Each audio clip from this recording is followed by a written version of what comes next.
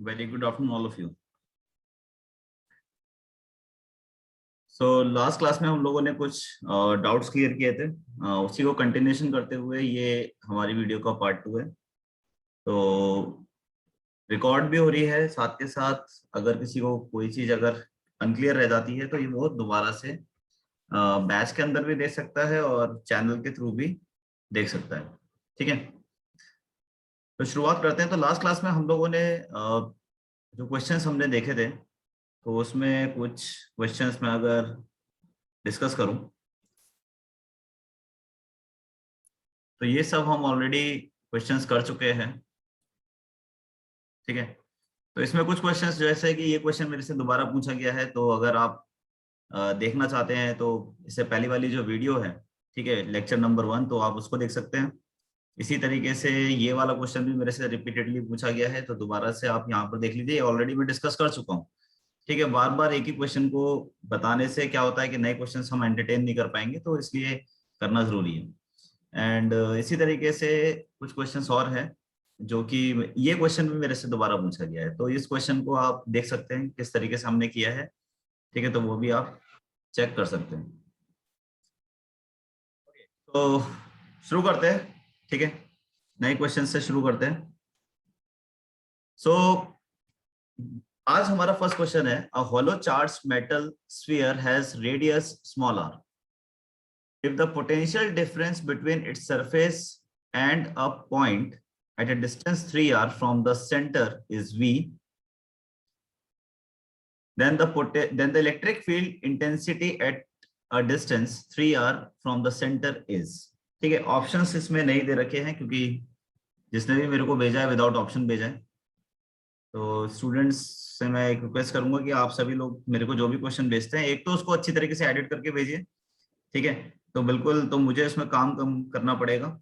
और दूसरी चीज ये है कि आप अगर कोई क्वेश्चन करते हैं या भेजते हैं तो उसमें अगर पूरा क्वेश्चन मेरे को भेजिए। ठीक है, तो ज्यादा इजी रहता है। A hollow charge metal sphere has radius small r. देखिए, मेटल स्फीयर की बात हो रही है, एक होलो मेटल स्फीयर है। तो मान लीजिए कि एक होलो मेटल स्फीयर है कुछ इस तरीके का। ठीक है, और ये इसका सेंटर हो गया, लेट्स से, तो O is the centre and having radius small r. If the potential difference between its surface and a point at a distance 3r from the center is V, तो मान लीजिए कि यहां से अगर मैं कुछ दूरी पर जाऊं, कितने डिस्टेंस पर जाऊं, let's say this is the point P, मैं P पॉइंट पे मानता हूं, तो O से लेकर P तक के डिस्टेंस को अगर हम मान लेते हैं कि यहां से लेकर यहां तक 3r है। ठीक है, तो क्वेश्चन हमसे पूछा जा रहा है, then electric field intensity at distance 3r। तो ये डिस्टेंस 3r पर यहाँ पर इलेक्ट्रिक फील्ड की वैल्यू हमें बतानी है कि what is the value of electric field. अच्छा, इस P पॉइंट पर क्वेश्चन में हमें ये भी दे रखा है कि 3r डिस्टेंस पर पोटेंशियल कितना है, V पोटेंशियल है। So here the potential is V। Okay, तो देखिए, अगर मैं यहाँ पर बात करता हूँ सबसे पहले, तो पोटेंशियल का फॉर्मूला अगर हम यहाँ पर लिखना चाहें, so we can write potential as V is equal to 1/4 pi epsilon naught. ठीक है, तो हम इस तरीके से लिखते हैं 1/4 pi epsilon naught, that is Q over small r। ठीक है, तो अभी हम थोड़ी देर के लिए ऐसा मान लेते हैं, होलो चार्ज स्फीयर है, तो होलो चार्ज स्फीयर है तो इसकी सरफेस पर चार्जेस हैं, तो whole charges will be concentrated at the centre. ठीक है, तो ये जो Q चार्ज है ये सारा का सारा कहाँ कंसंट्रेट होगा, ये सेंटर पे कंसंट्रेट होगा। तो सेंटर पे कंसंट्रेट होने का मतलब है कि यहाँ पर चार्ज होगा। तो मैं अगर आपसे ये कहता हूँ कि इसकी सरफेस पर पोटेंशियल कितना होगा, तो सरफेस पर, स्फीयर की सरफेस पर जो पोटेंशियल होगा वो हम VS से रिप्रेजेंट कर देते हैं। ठीक है, ठीक है, तो स्फीयर के ऊपर जो पोटेंशियल है वो V है। ठीक है, अब मैं फाइंड आउट करूंगा इसके बाद VP कितना होगा। So if I wanted to calculate the VP, P point पर इस चार्ज की वजह से कितना पोटेंशियल होगा, so that is given by 1/4 pi epsilon naught and that is Q over 3r। ठीक है, इसी की वजह से, इसी O पॉइंट से, क्योंकि सारा का सारा चार्ज कहाँ कंसंट्रेट होगा, सेंटर पर। ठीक है, सेंटर ऑफ मास की थ्योरी हमने यहाँ पर लगाई है। इसी तरीके से एक होता है सेंटर ऑफ चार्ज, चार्ज का सेंटर, सारा चार्ज का सेंटर कहाँ लाई करेगा, उसके खुद का सेंटर पर। तो ये जो वीएस निकाला था वो निकाला है इसके सरकमफ्रेंस पर, ठीक है, पेरिफेरी पर। लेकिन पी पॉइंट का मतलब है कि पी पॉइंट पर, इस ओ पॉइंट पर जो चार्ज है क्यू, वो कितना होगा, तो 1/4πε0 Q/3R हो जाएगा। ये हमारे पास फॉर्मूला हो जाएगा। So let's calculate the difference, potential difference अगर मैं आपसे कहता हूं, क्योंकि इफ द पोटेंशियल डिफरेंस, क्योंकि आपसे बोला जा रहा है, तो potential difference, let's calculate the potential difference. तो पोटेंशियल डिफरेंस हमेशा बड़े वाले में से छोटे वाले को माइनस करेंगे। तो Vs minus Vp can be written as 1/4πε0 Q/R minus 1/4πε0, और ये हो जाएगा Q/3R। ठीक है, इसको सॉल्व करेंगे तो सॉल्व करने के बाद आपके पास आ जाएगा दैट इज 1/4πε0, ठीक है, एंड दैट इज Q/R को हम कॉमन ले लेते हैं। ठीक है, तो Q/R को अगर हम कॉमन लेंगे तो यहाँ पर क्या बचेगा, that is 1 - 1/3। Okay, so finally we get 1/4πε0। इसको पूरा सॉल्व करेंगे तो सॉल्व करने के बाद मेरे पास जो वैल्यू निकल कर आती है वो आती है that is 2Q/3R। So this is the potential difference Vs minus Vp, और इस पोटेंशियल डिफरेंस को रिप्रेजेंट किया है किससे, V से। ठीक है, यहाँ देखो V से हमने इसको रिप्रेजेंट किया है, क्योंकि क्वेश्चन में दे रखा है कि जो पोटेंशियल डिफरेंस है दो सरफेसेस के बीच का, कहाँ पर, यहाँ पर और इस P पॉइंट पर, तो वो हमने रिप्रेजेंट किया है किससे, बी से। ठीक है, तो यहां से let's say this is your one equation, ये एक इक्वेशन यहां पर आपके पास आ जाएगी। Now exactly in the same way you can identify the electric field. So if I wanted to write down the electric field at point P, तो P point पर electric field लिखने के लिए फॉर्मूला हो जाएगा 1/4πε0, and that is you can write Q/R², तो R हो जाएगा 3R, so we can write 3R का whole square. So finally we will get 1/9। ठीक है, 9 3 का स्क्वायर हो जाएगा तो 9 बाहर आ जाएगा, तो मैं इसको लिख सकता हूँ इस तरीके से 1/4πε0 Q/R²। ठीक है, तो इस तरीके से लिख सकते हैं। इसको थोड़ा सा अरेंज करते हैं, तो EP is equals to 1/9 multiply by 1/4πε0, और मैं इसको लिख सकता हूँ Q/R, और एक R को मैं यहाँ मल्टीप्लाई कर, ठीक है, थोड़ा स्प्लिट करके लिख दिया है, R × R² हो जाएगा। और इस पूरी टर्म को मैं रिप्लेस कर सकता हूँ, यहाँ से, क्योंकि देखिए यहाँ पर अगर मैं लिखूंगा तो ये क्या लिखूंगा, दैट इज 3V/2। भाई 3 को मैं इधर लेके जाऊंगा, 2 को डिनोमिनेटर में लेके जाऊंगा, तो ये आ जाएगा मेरे पास, तो यहाँ पर कितना आ जाएगा 1/4πε0 Q/R, और इस वैल्यू को उठाकर सीधा यहाँ पर सब्स्टिट्यूट करिए। So EP is equal to, you will get 1/9, ठीक है, R मल्टीप्लाई बाई 3V/2। ये 3 से कैंसिल हो जाएगा 3, ठीक है, तो finally you will get EP is equal to V/6R। So this is your answer. ठीक है, तो इस तरीके से करेंगे। चलिए अगले क्वेश्चन की तरफ बढ़ते हैं।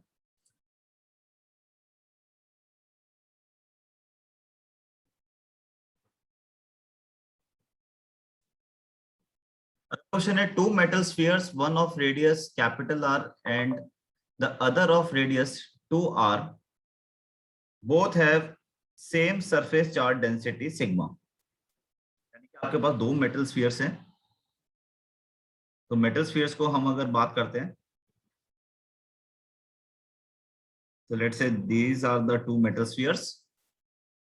तो एक का रेडियस लेट्स से R है, और एक का रेडियस आपके पास लेट्स से थोड़ा सा बिगर है, तो कुछ इस तरीके से ड्रॉ कर सकते हैं। सो दिस इज 2R। ठीक है, और दोनों की सरफेस चार्ज डेंसिटी बराबर है, इसकी भी सिग्मा है, इसकी भी सिग्मा है। ठीक है, if they are brought in contact and separated, ठीक है, अगर हम इन दोनों को ब्रॉट एक दूसरे के कॉन्टेक्ट में लेकर आते हैं और फिर इनको सेपरेट करते हैं, then the new surface charge density on each of the sphere are respectively. तो हमें न्यू सरफेस चार्ज डेंसिटी बताना है कि लेट्स से बॉल ए पर and let's say ball B पर कितना होगा। ठीक है, तो कैसे निकाल सकते हैं इसके लिए? तो देखिए इसके लिए हम क्या कर सकते हैं। सबसे पहली बात तो ये है कि हमें चार्जेस के बारे में पता होना चाहिए कि चार्जेस इनिशियली कितने थे और कांटेक्ट में लाने के बाद कितने होंगे। तो पहले इनिशियली अगर हम बात करें, ठीक है, इनिशियली अगर हम बात करें तो इनिशियली चार्ज कितने थे, तो उसके लिए हम क्या कर सकते हैं। अगर मैं यहाँ सरफेस चार्ज डेंसिटी का फॉर्मूला लिखता हूँ, तो surface charge density can be written as that is sigma is equals to, that is I can write, let's say यहाँ पे चार्ज जो है वो Q1 है और लेट्स से यहाँ पे चार्ज लेट्स से Q2 है। So I can write Q1 over 4πr²। ठीक है, exactly in the same way, तो मैं यहाँ से Q1 की अगर वैल्यू लिखता हूँ तो ये हो जाएगा मेरे पास 4πr² इंटू सिग्मा।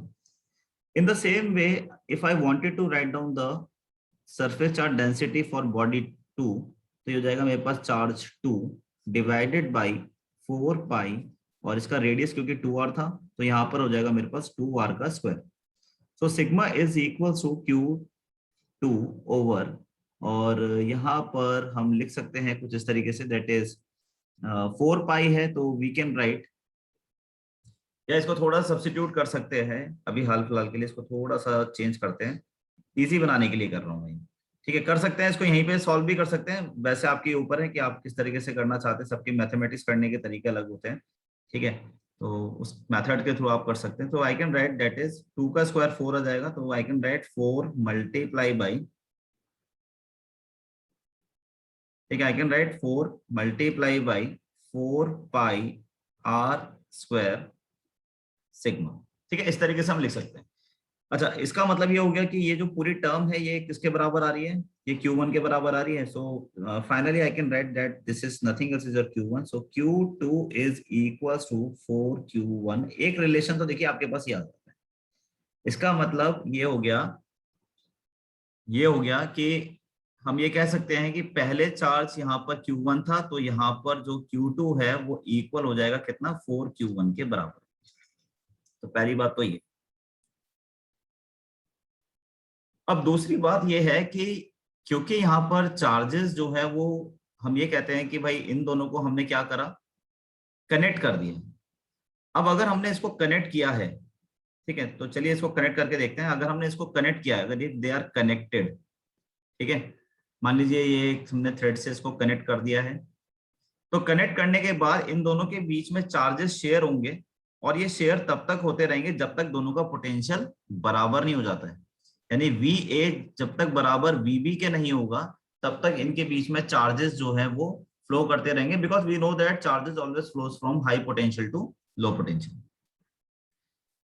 ठीक है, तो अगर ऐसा है तो सेम चार्जेस की वजह से तो हम यहाँ पर एक सिचुएशन यहाँ पर ये क्रिएट कर सकते हैं, that we can also write 1/, ठीक है, यहाँ पर अगर हम लिखना चाहें। अच्छा, एक चीज और है कि ठीक है, बेशक चाहे कितना भी चार्जेस का यहाँ पर फ्लो हो रहा है, ठीक है, तो न्यू चार्जेस अगर हम बात करें, ठीक है, अगर हम न्यू चार्जेस की बात करें कि आफ्टर सेपरेशन न्यू चार्जेस जो यहाँ पर डेवलप होंगे, तो मैं उसको नाम दे देता हूँ।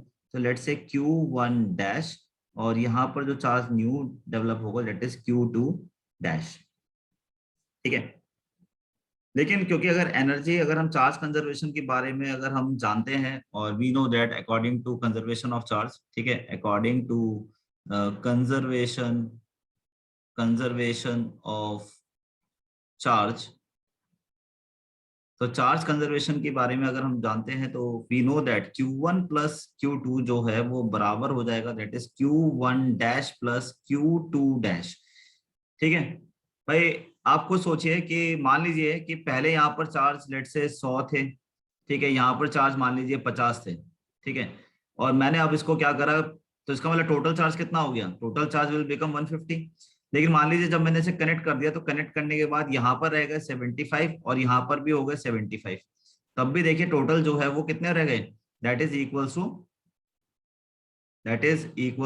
150। सो इसका मतलब ये है कि टोटल चार्ज पर कोई भी फर्क नहीं पड़ता है। तो अगर टोटल चार्ज पर कोई भी फर्क नहीं पड़ रहा है तो हम इसको इस तरीके से यहाँ पर लिख सकते हैं, ठीक है। So finally we can write that Q1 Q2 जो हमने यहाँ पर निकाला था, तो यहाँ पर अगर मैं वैल्यूज को सब्स्टिट्यूट करता हूँ तो Q1 plus Q2 can be written as 4Q1 which is equals to, यहाँ पर हम लिख सकते हैं Q1 dash plus Q2 dash. तो यहाँ पर आ जाएगा मेरे पास that is 5Q1 is equals to Q1 dash plus Q2 dash,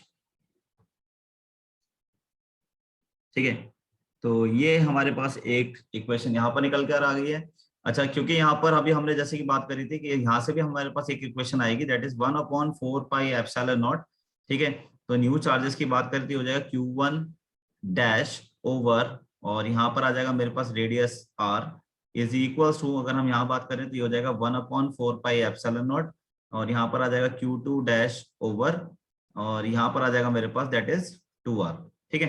तो कैंसिल अगर आप करोगे सारी चीजों को, तो कैंसिल करने के बाद आपके पास क्या निकल कर आएगा, दैट इज r से r यहाँ पे भी कैंसिल हो जाएगा। तो you will get that Q2 dash जो है वो ट्वाइस ऑफ Q1 डैश है, ओके। तो ये एक रिलेशन आपके पास यहाँ भी आ जाएगा, इसका भी यूज करेंगे, ठीक है। तो लेट्स से दिस इज इक्वेशन नंबर 1, ठीक है। इसको इक्वेशन नंबर 2 मान लेते हैं यहाँ पर। तो यहाँ पर वैल्यू डाल देते हैं, तो FQ1 is equal to Q2 की वैल्यू यहाँ पर डालेंगे तो ये हो जाएगा मेरे पास that is 3Q1, sorry not 3, तो ये हो जाएगा मेरे पास 2Q1 dash. So 5Q1 is equal to we can write that is Q3Q1 dash, and finally क्योंकि चार्ज हमें बताना है यहाँ पर, तो चार्ज हो जाएगा मेरे पास that is Q1 dash is equal to 5/3 multiply by Q1। और देखिए Q1 को वैल्यू हम लिख सकते हैं बहुत सिंपली यहाँ से, ठीक है।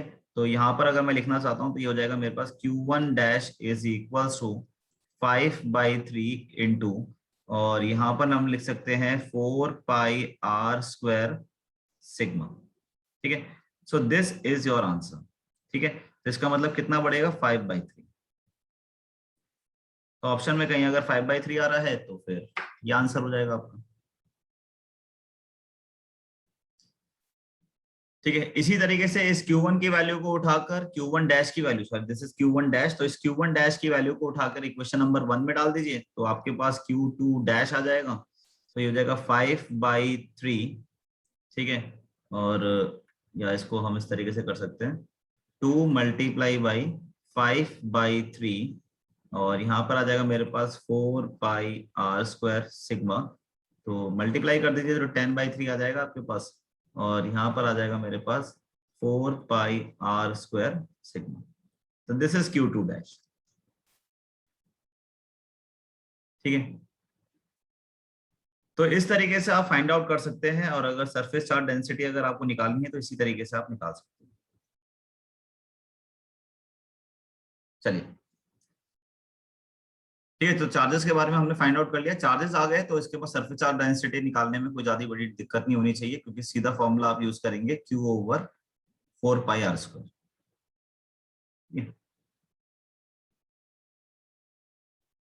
ये अगला क्वेश्चन है, a parallel plate capacitor is made of two dielectric blocks in series, one of the blocks has thickness d1 and dielectric constant k1, and the other has thickness d2 and dielectric constant k2 as shown in the figure.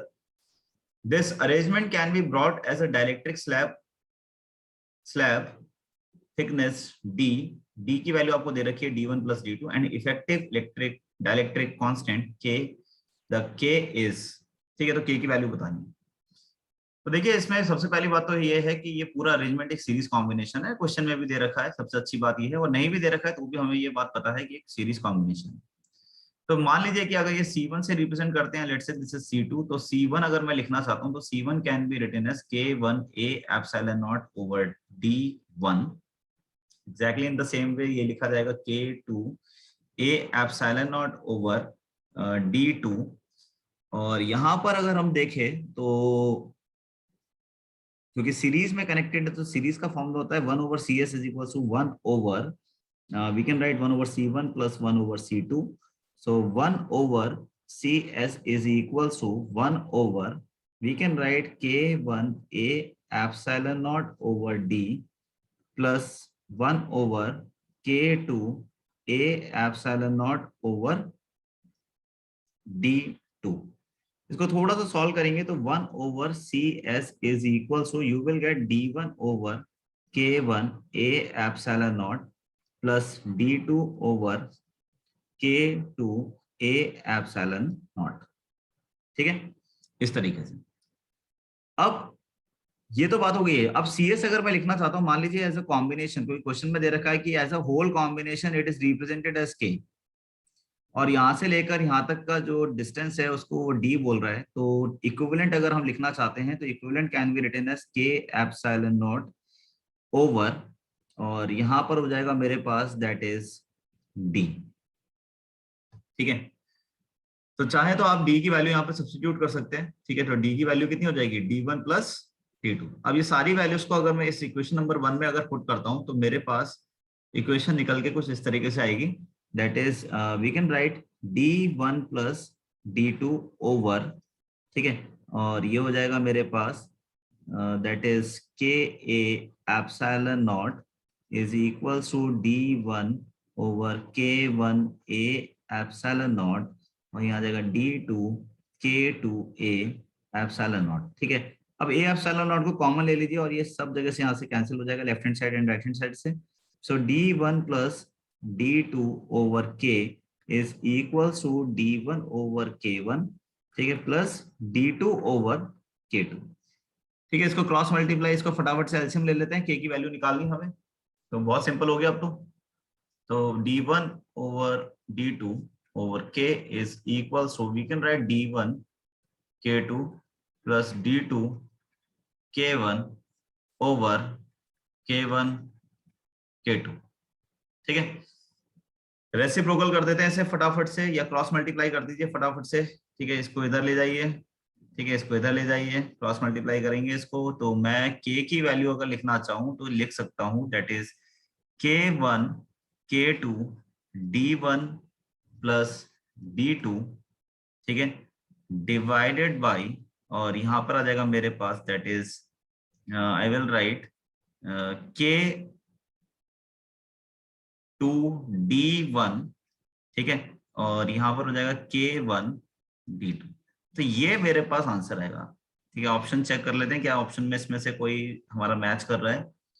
तो first वाला तो बिल्कुल भी match नहीं करेगा, ये भी match नहीं करेगा, और इस वाले से हम मैच कर सकते हैं। वैसे तो देखा जाए तो चारों ऑप्शन मैच नहीं कर रहे क्योंकि यहाँ डिनोमिनेटर में कुछ चेंजेस है, तो इसका मतलब ये गलत दे रखा है आपको, तो यहाँ आप चेंजेस कर लीजिएगा कि D1 के साथ ये K2 आएगा।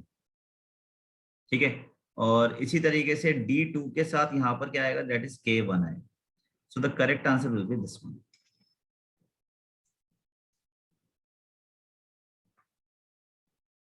ठीक है, क्वेश्चन है the electric potential V at any point x, y, z in space is given by V is equals to 4x square आपको दे रखा है। ठीक है, किसी भी एक पॉइंट पर आपको इलेक्ट्रिक पोटेंशियल बता रखा है in terms of expression. The electric field at point 1, 0, 2 metre. तो आपको बताना है कि इलेक्ट्रिक फील्ड की वैल्यू बताइए, कहां पर बताइए, और कोऑर्डिनेट्स उसके दे रखे हैं दैट इज 1, 0, 2 पर आप इलेक्ट्रिक फील्ड की वैल्यू कैलकुलेट करें। देखिए इलेक्ट्रिक फील्ड का फॉर्मूला होता है that is minus dv over dx। वैसे तो dr लिखते हैं क्योंकि हमें x की इक्वेशन दे रखी है, तो हम x की फॉर्म में इसको करेंगे। ठीक है, तो जब मैं इसको सॉल्व करूंगा तो ये E is equals to minus d over dx से फटाफट से डिफरेंशिएशन करेंगे, तो यहाँ पर अगर मैं वैल्यू डालता हूँ तो हो जाएगा 4x स्क्वायर, और इसको डिफरेंशिएशन करना सभी को आता है, तो 4x स्क्वायर का डिफरेंशिएशन जब हम करेंगे तो ये हो जाएगा मेरे पास 4 बाहर आ जाएगा, यहाँ पर हो जाएगा d ओवर dx, और यहाँ पर आ जाएगा मेरे पास x स्क्वायर। इसको हम डिफरेंशिएट करेंगे d dx x की पावर n से, जिसको एक्सपेंड करते हैं nx n-1 से। तो अगर हम इसको एक्सपेंड करेंगे तो ये हो जाएगा मेरे पास -8x। ठीक है, तो देखिए माइनस साइन क्या इंडिकेट कर रहा है कि नेगेटिव एक्स एक्सिस। तो सबसे पहली बात तो ये है कि जितने भी पॉजिटिव वाले ऑप्शन हैं वो सब गलत है। ठीक है, तो जितने भी आपके पॉजिटिव वाले हैं ये सब गलत है, और ये क्योंकि एक्स डायरेक्शन में शो कर रहा है, so this is the correct answer. ठीक है, नेगेटिव की स्पेलिंग सही कर लीजिए। ठीक है, कुछ इस तरीके से।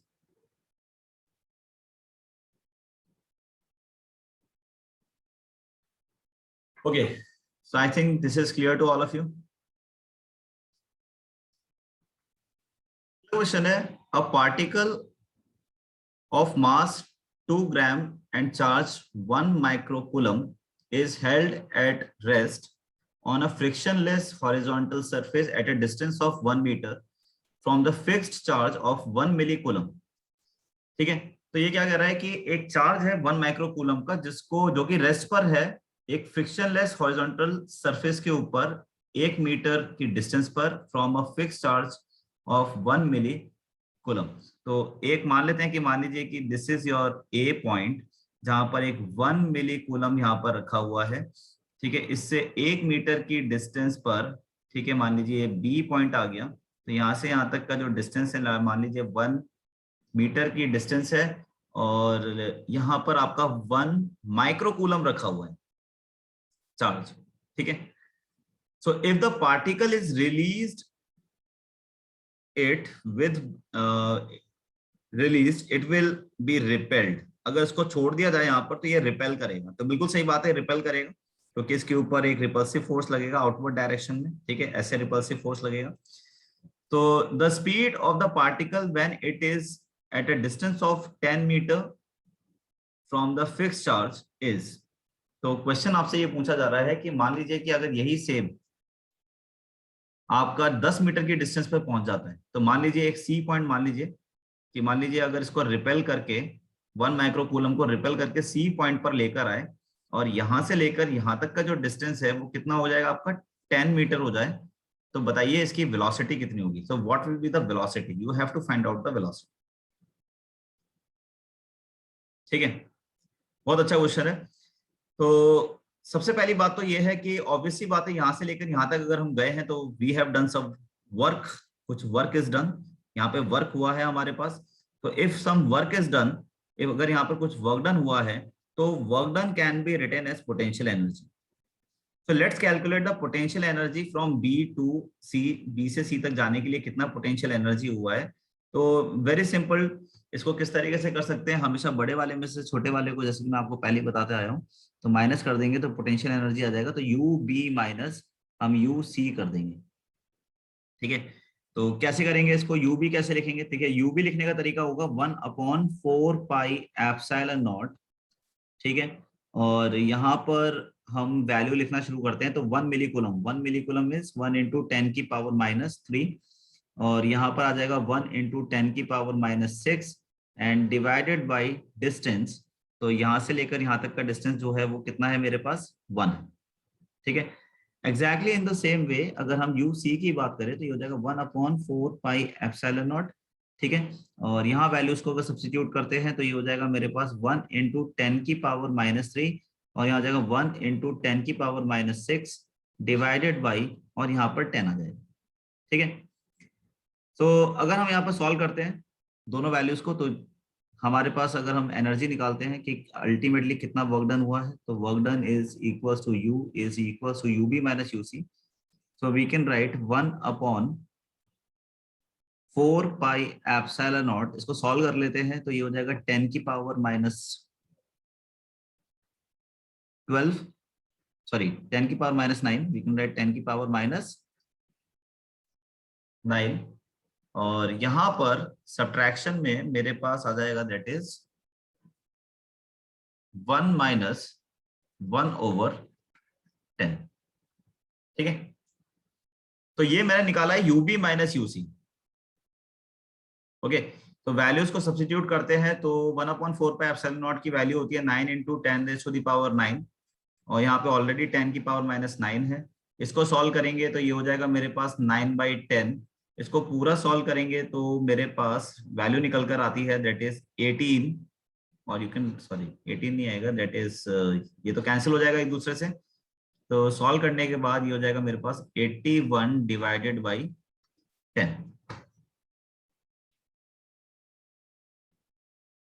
ठीक है, so this much work is done.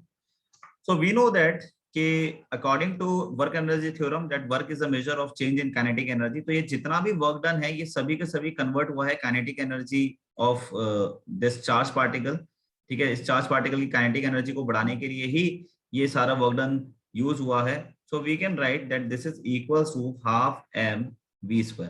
ठीक है, मास आपको गिवन है ऑलरेडी 2 ग्राम, ग्राम को कन्वर्ट कर लीजिए केजीज में। ठीक है, तो 81 divided by 10 is equal to 1/2 into mass आपको 2 ग्राम दे रखा है, तो ग्राम को कन्वर्ट कर लीजिए किसमें, केजी में, और यहां पर आ जाएगा मेरे पास v²।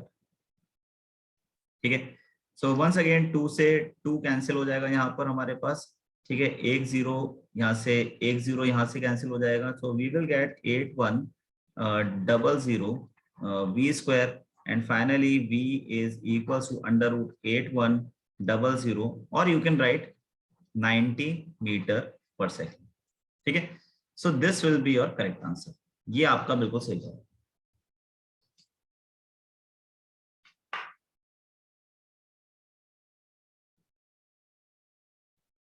ठीक है, अगले क्वेश्चन की तरफ बढ़ते हैं। A charge q is kept at the center of a circle of radius small r। तो एक सर्कल है, let's say this is a circle. इस सर्कल के सेंटर पर एक कैपिटल Q चार्ज रखा गया है जिसका रेडियस जो है वो कितना है, small r। Test charge Q0 is carried from a point x to the y to the point y। तो यानी कि यहां से x से एक Q0 चार्ज को क्या किया गया है, कैरिड किया गया है कहां तक, Q पॉइंट तक, y पॉइंट तक, on this circle such that xy subtends an angle of 60 degree at the center of the circle। तो यहां से लेकर यहां तक ये चला तो गया, ठीक है, और इसने कितना एंगल बनाया है यहाँ पर, 60 डिग्री का एंगल बनाया। Okay, so the amount of work in this process will be, तो यहां से लेकर यहां तक जाने के लिए कितना वर्क डन किया है, तो वर्क डन हो जाएगा इसका 0। ठीक है, इसका आंसर सीधा सीधा 0 हो जाएगा। क्यों हो जाएगा 0? क्योंकि अगर हम देखें तो ये एक इक्विपोटेंशियल सरफेस है। सर्कल का सरकमफ्रेंस क्या होगा, एक इक्विपोटेंशियल सरफेस। क्योंकि अगर मैं Vx लिखना चाहता हूं तो Vx अगर मैं लिखना चाहता हूं तो 1/4 पाई एप्सिलॉन नॉट ये हो जाएगा Q/R। और अगर मैं Vy लिखना चाहता हूं तो ये हो जाएगा 1/4 pi epsilon naught that is Q/वंस अगेन R। तो इसका मतलब ये हो गया Vx और Vy यानी बराबर है। और अगर Vx Vy बराबर है तो इसका मतलब क्या हो गया, ये इक्विपोटेंशियल सरफेस है, और इक्विपोटेंशियल सरफेस के ऊपर वर्क डन की वैल्यू हमेशा 0 होती है। तो this will be your answer. ठीक है, 2020 में आया हुआ क्वेश्चन है, काफी अच्छा क्वेश्चन है, इंपॉर्टेंट है।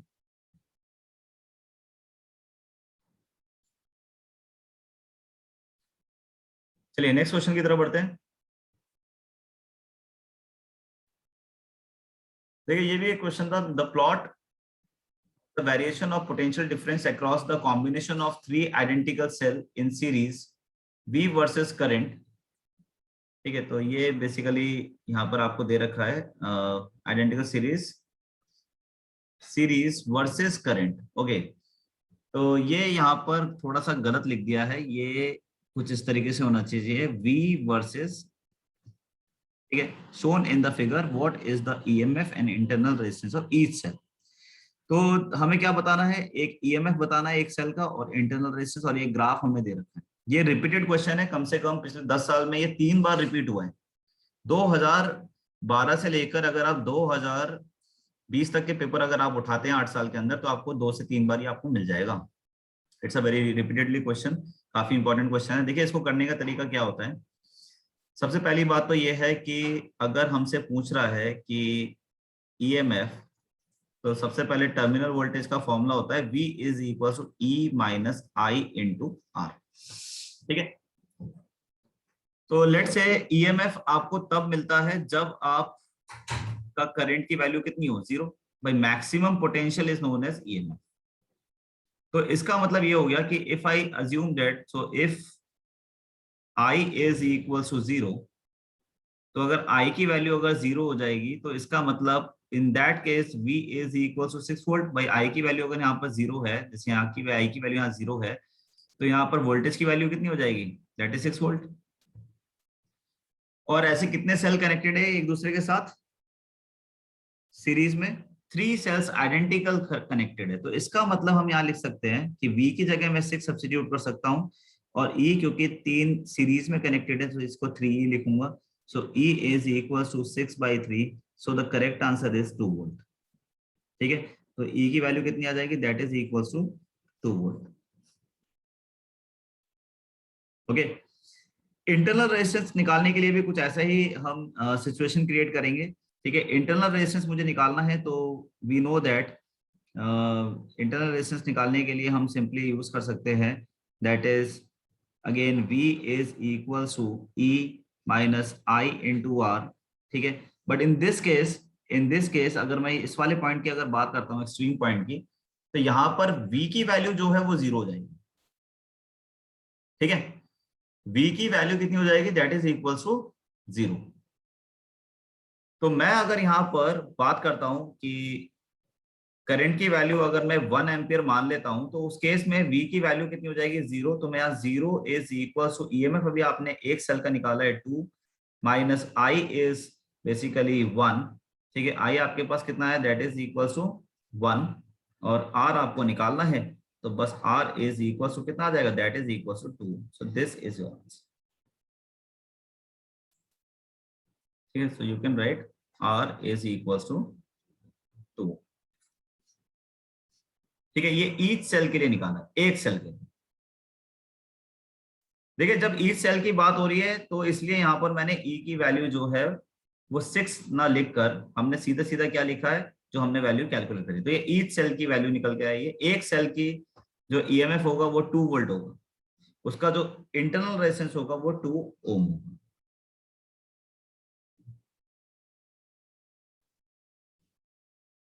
ठीक है, चलिए अगले क्वेश्चन की तरफ बढ़ते हैं।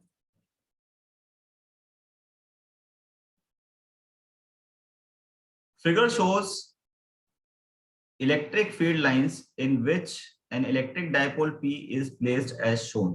Which of the following statement is correct?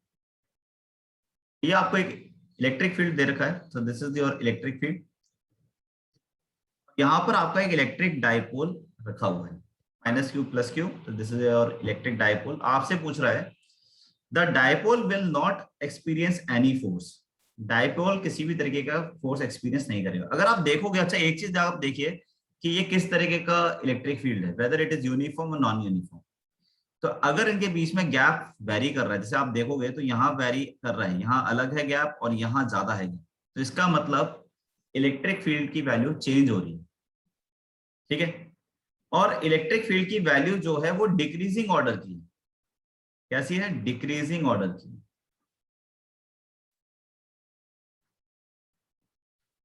और डिक्रीजिंग ऑर्डर इसलिए है क्योंकि अगर कोई भी गैप, अगर हम इलेक्ट्रिक फील्ड के बीच में गैप अगर आपका बढ़ता जा रहा है, तो इसका मतलब इलेक्ट्रिक फील्ड की जो इंटेंसिटी है वो घटती जा रही है। ठीक है, तो मैं ये कह सकता हूं कि इस वाले रीजन में, यानी ये जो पॉजिटिव रीजन है, ये नेगेटिव रीजन है, तो यहाँ पर इलेक्ट्रिक फील्ड की इंटेंसिटी ज्यादा है और इस वाले साइड में इलेक्ट्रिक फील्ड की इंटेंसिटी कम है। ठीक है, तो अगर मैं ये कहता हूं कि ये फोर्स, क्योंकि यहाँ पर बात हो रही है फोर्स की, तो मैं अगर फोर्स की बात करता हूं तो यहाँ इसका मतलब ये है कि नेगेटिव चार्ज को ज्यादा फोर्स मिलेगा और पॉजिटिव साइड में फोर्स हमें जो है वो कंपैरेटिवली कम मिलेगा। ऐसा होगा या नहीं होगा, क्योंकि इस वाली साइड में इलेक्ट्रिक फील्ड कम है और दूसरी वाली साइड में इलेक्ट्रिक फील्ड काफी ज्यादा है। तो ये बात तो श्योर है कि the dipole will not experience any force, तो ऐसा तो नहीं होगा। तो पहला ऑप्शन तो गलत हो जाएगा, क्योंकि ऑब्वियस सी बात है -q के ऊपर ज्यादा फोर्स लग रहा है। ठीक है, और प्लस क्यू के ऊपर आपका कंपेरेटिवली कम फोर्स लग रहा है because of the electric field, तो इसका मतलब नेट रिजल्ट तो आएगा। ठीक है, तो अगर हम यहाँ देखें तो मैं इसको अगर ए मान लेता हूं, इसको मैं बी पॉइंट मान लेता हूं, तो एफ ए और एफ बी की अगर हम बात करें तो एफ ए जो है वो ग्रेटर है एफ बी से। The dipole will experience a force towards right. अब राइट तो हो ही नहीं सकता, राइट कैसे हो जाएगा, क्योंकि प्लस क्यूब चार्ज जो है वो कम फोर्स लगा रहे हैं, ए जो है वो ज्यादा लगा रहा है, माइनस क्यू ज्यादा लगा रहा है। तो इसका मतलब ये हो गया कि ये वाला ऑप्शन भी नहीं हो सकता है। The dipole will experience a force towards left. अब ये बिल्कुल सही है, ये बिल्कुल सही है। क्यों? क्योंकि ज्यादा फोर्स किस साइड है, ए साइड। तो अल्टीमेटली नेट फोर्स जो होगा जब आप सब्ट्रैक्ट करेंगे तो किस साइड आएगा, that is towards negative side. ठीक है, तो लेफ्ट साइड में आएगा, तो इसीलिए लेफ्ट जो है वो करेक्ट आंसर। और देखिए थर्ड ऑप्शन तो बिल्कुल, फोर्थ ऑप्शन तो बिल्कुल हो ही नहीं सकता है, the dipole will experience a force upward. ये तो हो ही नहीं सकता, अपवर्ड कैसे हो जाएगा। ठीक है,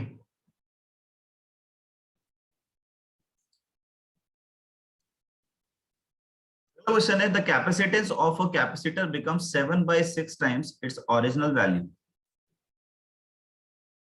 ठीक है, ओरिजिनल वैल्यू के 7/6 टाइम्स हो जाता है। तो ओरिजिनल लेट से change value is C, and original value का 7/6 टाइम, यानी कि लेट से सी नॉट मान लेते हैं कि C naught is the original value. कब हो जाता है ऐसा, जब हम एक डाइलेक्ट्रिक स्लैब को रख देते हैं जिसकी थिकनेस कितनी है, 2/3d है। ठीक है, is introduced in between the plates where d is the separation between the plates, the dielectric constant of the slab is। तो k की वैल्यू हमें बतानी है। तो सबसे पहले तो अगर हम सी नॉट की वैल्यू लिखे तो C naught can be written as when there is no dielectric slab, या ये कह लीजिए कि जब हमने इसमें कोई डाइलेक्ट्रिक फिल नहीं किया है, तो this is a epsilon naught over D simply. लेकिन इसके बाद जब हमने इसमें कुछ डाइलेक्ट्रिक को प्लेस कर दिया है, तो C is equal to formula हो जाएगा मेरे पास A epsilon naught over D minus T 1 - 1 over K। ठीक है, सो फटाफट से अगर हम की वैल्यू को अगर हम पुट करना शुरू करें, so we can write A epsilon naught. ठीक है, और यहाँ पर अगर हम वैल्यूज को सब्स्टिट्यूट करना शुरू कर दें, तो मेरे पास D माइनस टी, और यहां पर आ जाएगा मेरे पास 1 - अच्छा थिकनेस हमें दे रखा है ऑलरेडी 2/3d, तो हम यहाँ पर क्या करेंगे, 2/3d लिखकर और 1 - 1 ओवर के, कुछ इस तरीके से कर सकते हैं। ठीक है, ओके, सो फाइनली इसमें से अगर हम कॉमन लेना चाहें तो C is equal to we can also write A epsilon naught. ठीक है, और यहाँ पर अगर हम लिखना चाहते हैं तो हम इस तरीके से लिख सकते हैं, that is A epsilon not. यहाँ पर आ जाएगा मेरे पास, D को मैं कॉमन ले लेता हूँ यहाँ पर, तो D कॉमन लेने पर अंदर बचेगा 1 - 2/3 1 - 1 ओवर के, कुछ इस तरीके की इक्वेशन बनेगी। अब ये C आ गया आपके पास, और क्वेश्चन में आपको साफ साफ दे रखा है कि इस वाले इक्वेशन को अगर हम देखें तो 7/6 टाइम्स ऑफ C नॉट है। तो हम अगर यहाँ पर वैल्यूज को आप सब्स्टिट्यूट करना शुरू करें, तो A epsilon naught over D, और यहां पर हो जाएगा 1 - 2/3 1 - 1 over K is equals to A epsilon naught over, ठीक है, सी नॉट की वैल्यू मैं पुट कर रहा हूँ, A epsilon naught over D, और क्योंकि यहाँ पर इसके आगे 7/6 है तो मल्टीप्लाई कर दीजिए 7/6। ठीक है, सो ए एप्सिलॉन नॉट से ए एप्सिलॉन नॉट कैंसिल, डी से डी कैंसिल, तो यहां पर अब इसको बस सॉल्यूशन हमें करना है इसको पूरा, तो 1 वी कैन राइट 1 - 2/3, और ये हो जाएगा माइनस माइनस प्लस, तो वी कैन राइट 2/3 के इज इक्वल टू 7/6। ठीक है, इसको क्रॉस मल्टीप्लाई करना चाहे तो वो भी कर सकते हैं, वैसे इसको यहीं पर अगर हम सॉल्व करने की कोशिश करें तो सॉल्व कुछ इस तरीके से कर सकते हैं, इसको पूरे को हम मल्टीप्लाई कर देते हैं फटाफट से, ठीक है। तो ये हो जाएगा मेरे पास 1 अपॉन, एलसीएम ले लेते हैं नीचे डिनोमिनेटर में, तो एलसीएम जब मैं लूंगा तो एलसीएम कितना हो जाएगा, that is 3k। Okay, so I will right 3k minus, ठीक है, और यहां पर आ जाएगा मेरे पास दैट इज 2k, ठीक है, और यहां अगर हम लिखेंगे तो +2 इज इक्वल टू 7/6, कैलकुलेशन बहुत केयरफुली करिएगा। तो ये हो जाएगा मेरे पास 3k ओवर, रेसिप्रोकल अगर हम कर देते हैं ये ऊपर चला जाएगा, तो ये हो जाएगा 3k माइनस, और ये हो जाएगा k+2 इज इक्वल टू 7/6। इसको क्रॉस मल्टीप्लाई कर दीजिए फटाफट से, तो ये हो जाएगा मेरे पास 18k, ठीक है, और यहाँ पर आ जाएगा मेरे पास 7k प्लस 14, ठीक है। सो फाइनली इसको क्रॉस मल्टीप्लाई कर दे, इसे सब्ट्रैक्ट कर देते हैं, तो सब्ट्रैक्ट करने के बाद आपके पास k की वैल्यू जो निकल कर आती है that is equal to 14।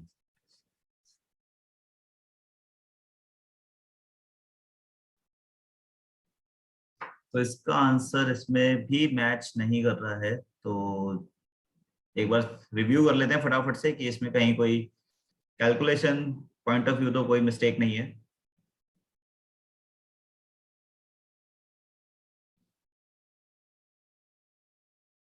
Sir, we have okay, सो बिल्कुल सही बोला आपने कि 18k इज इक्वल टू, और ये हमारे पास यहाँ पर आएगा दैट इज 18k, जब इसको सब्ट्रैक्ट करेंगे तो ये, मैं इसको 17 पढ़ रहा था 7k को, तो ये हो जाएगा 18k, यहाँ पर इसको हम सब्ट्रैक्ट करते हैं, ठीक है, तो 18k minus 7k is equal to 14, so finally you will get that is 11k is equals to 14, so k is equals to 14/11, yes, so 14/11, so this is your correct answer.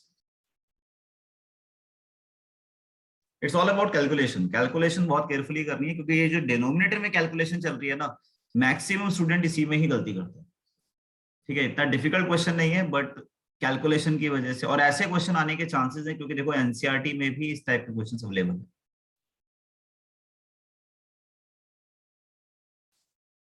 Next, an electric dipole consists of charges plus q and minus q separated by a distance L is in stable equilibrium in a uniform electric field E। तो एक electric dipole है,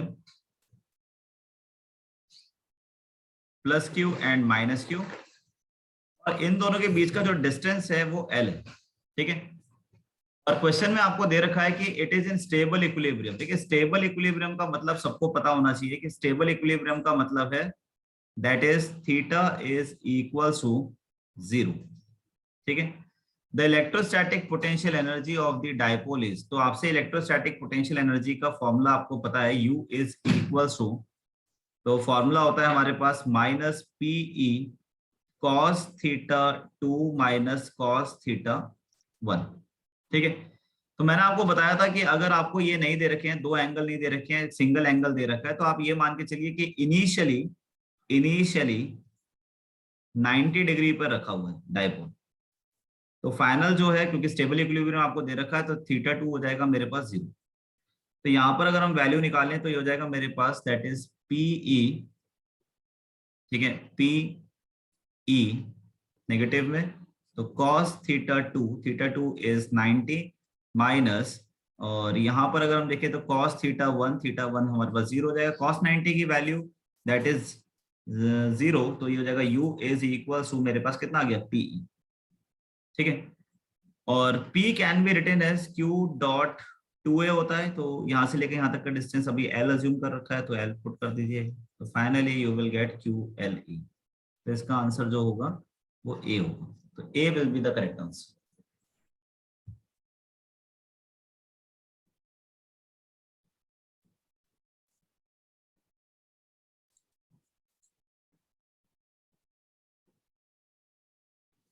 तो ये cos theta 2 0 इसलिए लिया है क्योंकि cos theta 2 0 नहीं होगा। देखो, ये बोल रहा है कि स्टेबल इक्विलिब्रियम पर निकालना है आपको, तो स्टेबल इक्विलिब्रियम पर लाया गया होगा ना, कोई भी डाइपोल ऑटोमेटिकली अपने आप में स्टेबल इक्विलिब्रियम अचीव नहीं कर सकते हैं, तो उसको लाया जाता है, या तो इलेक्ट्रिक फील्ड के थ्रू लाया जाएगा या आप कुछ वर्क डन करेंगे तब लाया जाएगा।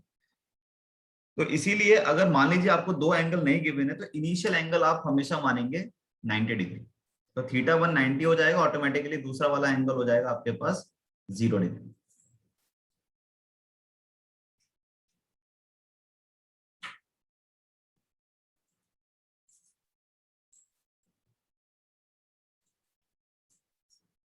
Okay, so this is all about your problems.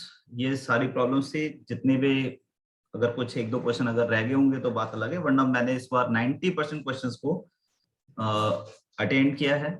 तो अगर कोई और भी क्वेश्चन रह जाता है तो वो आप मेरे को भेज सकते हैं, ठीक है। वैसे तो मैं अब ये चाहूंगा कि आप करंट इलेक्ट्रिसिटी से रिलेटेड जितने भी क्वेश्चन है वो अपने तैयार कर लीजिए इस वीक के अंदर, और वो मेरे को आप बता दीजिए, ठीक है, ताकि नेक्स्ट क्लास में हम लोग करंट इलेक्ट्रिसिटी के ऊपर ध्यान दें। इलेक्ट्रोस्टैटिक ऑलरेडी हम लोगों ने काफी अच्छी तरीके से पढ़ लिया है, छोटी मोटी कोई भी दिक्कतें होंगी तो वो हम इन द वीक हम लोग उसको डिस्कस कर सकते हैं।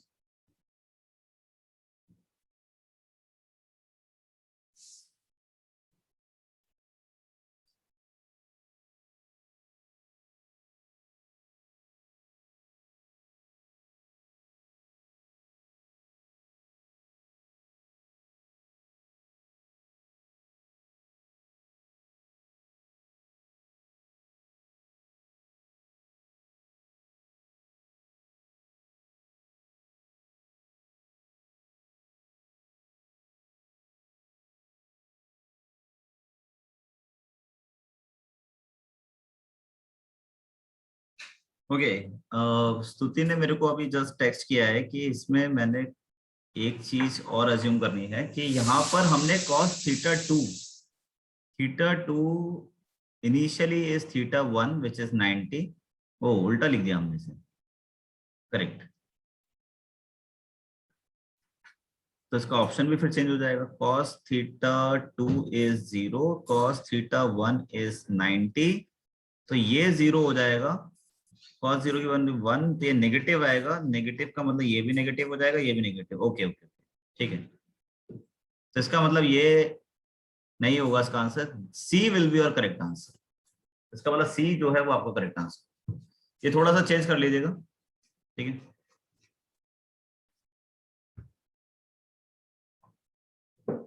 Okay, thank you.